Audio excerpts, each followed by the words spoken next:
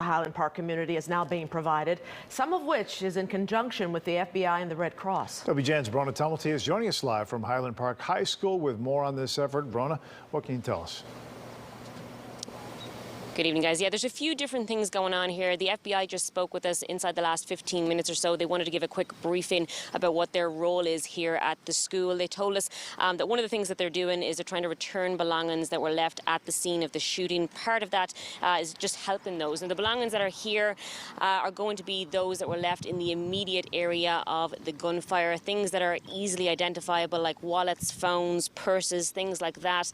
Belongings that were ditched further out from the scene are probably going to be over at City Hall.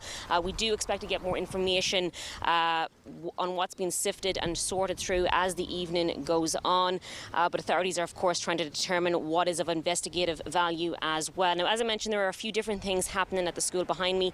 First and foremost, the staff here are absolutely phenomenal. As soon as they got word of the tragedy on Monday, they started planning a crisis team here, knowing that they would have to provide services to the community. They have rallied their own staff from a neighbouring district, volunteers, therapists, all in an effort to have folks on hand here to talk through this trauma.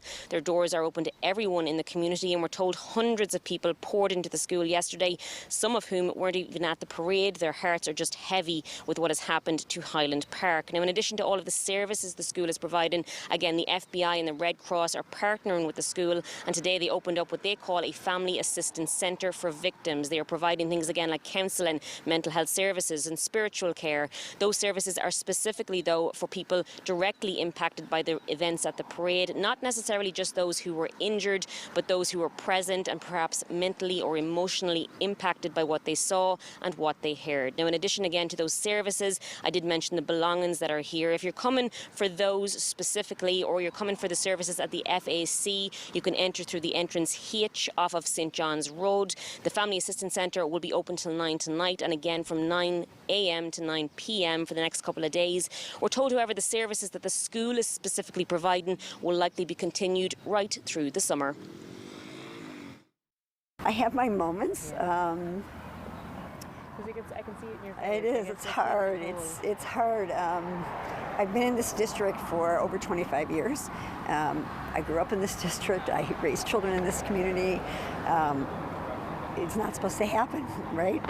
When you get into education, to be with kids, and this is not what it's supposed to be about. That's Debbie Finn. She is the principal here at Highland Park High School. She's just doing everything she possibly can for everyone in the community. She did mention that they're hoping some of their own high school students will come here to talk through that trauma and try and process some of what happened. Live in Highland Park, Brona Tumulty, WGN News. Thank you, Brona. The Ravinia Music Festival